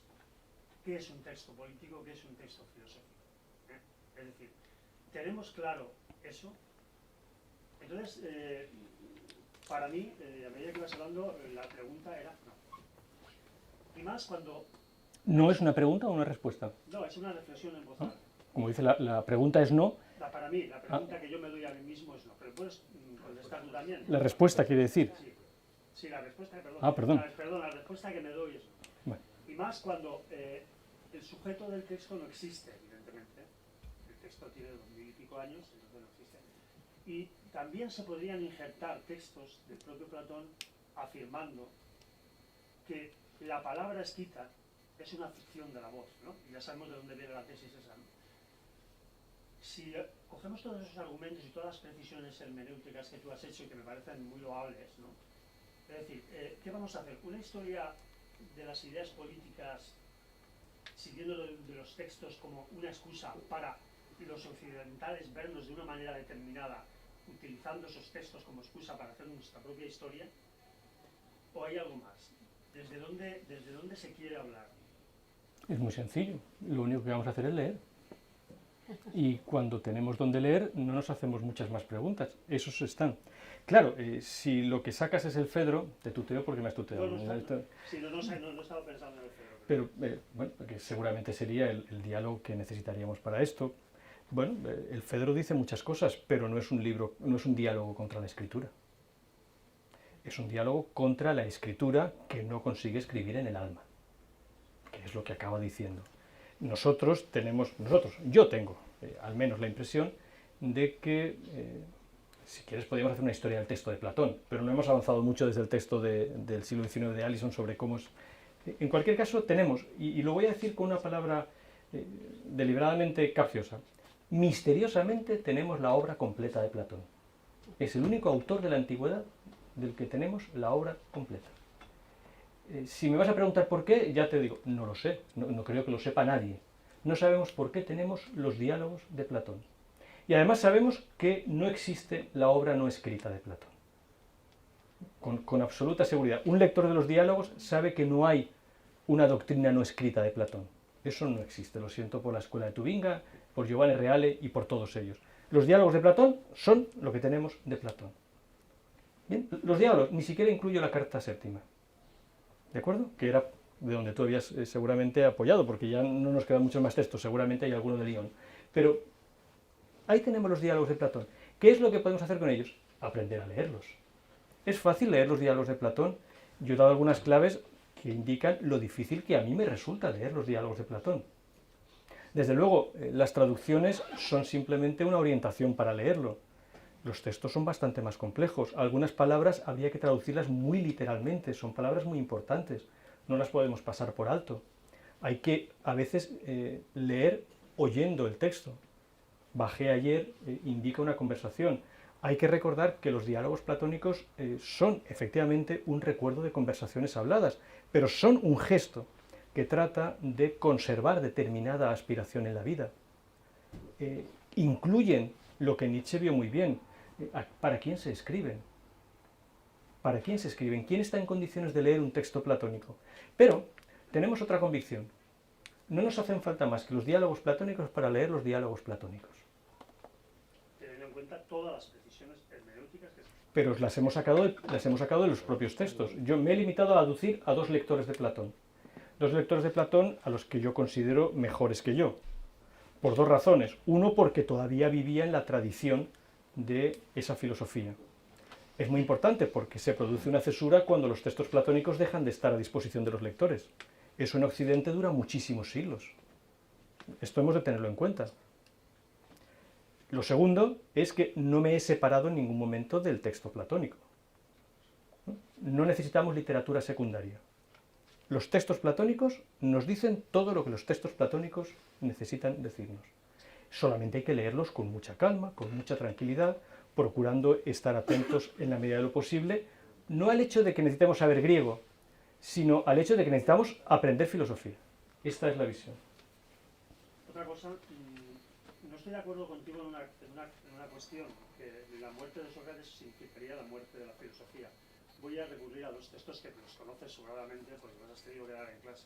El primero es la genealogía de la moral, y recurro a Nietzsche, cuando Nietzsche argumenta que gracias a la muerte de Cristo millones de hombres alabaron el cristianismo. La muerte de Cristo no significó la muerte del cristianismo. Sabes muy bien que ese argumento se repite en el caso de los ídolos. Gracias a la muerte de Sócrates, o la muerte de Sócrates, fue la gran invención de Sócrates para que la humanidad alabase la filosofía. Estoy más cercano de Nietzsche que de lo que tú has dicho. No sé. Pero esa no era la intención de la ciudad. Atenas no ejecutó a Sócrates para salvar la filosofía. Atenas ejecutó a Sócrates para acabar con la filosofía. Que no lo consiguiera y que al día después de la condena los tres acusadores ya fueran apedreados por las calles es otra cosa. Pero lo que sí que sabemos, y lo sabemos no solamente por Platón, sino por Jenofonte y por la literatura socrática menor, lo que sí que sabemos es que la intención era firmemente la de acabar con la filosofía. Y recuerda la frase de Ánito, de los tres acusadores el más inteligente. Ánito no solamente aparece mencionado en la Apología, recuerda que es el personaje con el que el Menón crece. La discusión con Ánito en el Menón es la discusión. Ánito dice, no tendríamos que haber traído nunca a Sócrates ante el tribunal. Pero ya que lo hemos traído, solo lo podemos matar. El gesto socrático fue más inteligente que la ciudad. Al aceptar voluntariamente la muerte. Sí, pero recuerda que la muerte de Sócrates es solo la primera de una serie de acontecimientos que nos dicen la práctica de la filosofía, salvo cuando se convierte en sofística o ideología, es una práctica peligrosa. Boecio, Protágoras exiliado, Anaxágoras... Yo no estoy tan de acuerdo, pero claro, tampoco es este el momento. Y la última cosa que te quería Bueno, pero tendrás que decir cómo es que no estás de acuerdo. Por ejemplo, a mí la primera parte de los sofistas, de poner en duda, me parece muy filosófica. Muy filosófica. But not philosophy. Cuestionar. La conclusión ya no, pero la primera parte de la intención de los sofistas, cuestionar lo que se da, me parece súper filosófico. No, porque los sofistas lo único que hicieron fue olvidar cuál había sido el descubrimiento fundamental de los pensadores presocráticos. El descubrimiento fundamental es la naturaleza. Aducir la convención como un argumento superior al descubrimiento de la naturaleza es el gran error de los sofistas. En esto no avanzaron. En esto fueron un estorbo para que la gran filosofía presocrática pasara de su condición casi poética al hecho de que quien realmente se da cuenta de eso es Sócrates. Acuérdate cuando Sócrates en el Fedón cuenta su propio itinerario, su propia biografía intelectual, y habla allí de su historie physeos, de que él ha descubierto la naturaleza. Sócrates nunca va a justificar el nomos de la ciudad. Eso es lo que hicieron los sofistas, y ese fue el gran paso atrás, y la gran dificultad conceptual que los sofistas introdujeron en el debate filosófico. Si los sofistas no hubieran entorpecido el paso natural que iba de Anaxágoras a Sócrates, probablemente la vida de Sócrates habría sido mucho más sencilla. Sócrates no solamente tiene que perpetuar esa historie physeos de la que habla en el Fedón, sino que la investigación de la naturaleza, para no hablar en griego, sino el hecho de que tiene que sobreponerse a la inmensa discusión sofística de la que tenemos una parte, porque toda la obra de los sofistas cabe en un volumen así, a toda la parte que nos ha quedado de los sofistas, que era simple y llanamente un elogio del nomos. Platón no ha escrito las leyes en vano. Las leyes de Platón son el gran intento de acabar de una vez por todas con toda posibilidad de que el nomos predomine sobre la physis. No entender esto es no entender parte muy importante de la historia de la filosofía. Los sofistas no son filósofos. Muy importante darse cuenta de esto. No podemos hacer una apología al sofista. Es que no podemos hacerla, porque el sofista entorpece nuestro trabajo filosófico. Siento decirlo. Los sofistas de Grecia, ¿no? ¿Perdón? Estás hablando de los sofistas de Grecia. Y de los ideólogos, si quieres, contemporáneos. politólogos, sociólogos. Yo no creo que los sofistas fuesen ideólogos, pero en fin.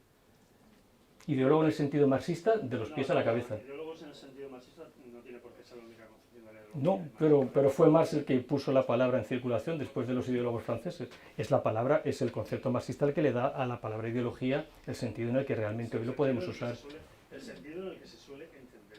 Este es el que te digo, nada más. Te digo que decir que el ensalzamiento del nomos no es un paso adelante. No lo es, perdóname. Lo esencial fue el descubrimiento de la fisis. Ahí es donde verdaderamente la filosofía se juega. Y por último, usted requeriría un poco más de argumentación. Tenemos 7 sesiones. Bueno, ya. Y lo último, hay una preocupación que tú la tienes y yo la tengo. Es decir, he visto por ahí la filosofía y la adolescencia. Lo he dicho de otra forma. ¿Cómo le explicas la filosofía a los chavales cuando vas ahí a clase? Lo has mencionado varias veces, ¿no? Hay una frase de Nietzsche que tú también conoces de sobra, que es que los conceptos filosóficos se han convertido en metales pesados, ¿no? Yo creo que para mí eso siempre es una guía, ¿no? Porque yo creo que todo profesor de filosofía debe intentar que esos conceptos pesados que la filosofía ha hecho se vuelvan otra vez a volver livianos y que lleguen a sus puntos originarios y que existen, desde los que surgieron. Simplemente quería decir eso. Y cada uno lo hacemos a nuestra manera. No, claro, pero fijarnos en cómo trataba Sócrates a Glaucón es un ejemplo extraordinario. Glaucón es un chaval. Sí. Sócrates no. Por tanto, fijándonos cómo consigue Sócrates educar a Glaucón, creo que tenemos una buena manera de empezar a tratar con todos los adolescentes del mundo. Bueno, creo que hablo bastante. Sí. No, por favor. Alguien quería hablar, tendremos que empezar a ser breves, ¿no, Ginés? Muy breves. Y Eduardo no es especialmente breve nunca, pero si me lo permites. Bueno, en primer lugar, Tampoco yo. Te voy a dar las gracias porque la filosofía... No, pero ahórrate todo eso. No, a la pregunta. La pregunta. En la República, sabes que Platón diferencia 3 clases fundamentales a la hora de hablar de la organización de la ciudad-estado ideal. Habla de la clase directiva, la clase cúspide, la clase intermedia y la clase inferior. Y sitúa a los filósofos en la clase directiva. Luego están los guerreros y luego están los trabajadores. La pregunta concreta. En Occidente, en la situación actual, ¿crees que los trabajadores, esa clase trabajadora, está con los oídos abiertos para poder escuchar a los filósofos? Yo formo parte de la clase trabajadora, ¿tú no? ¿Eres rentista?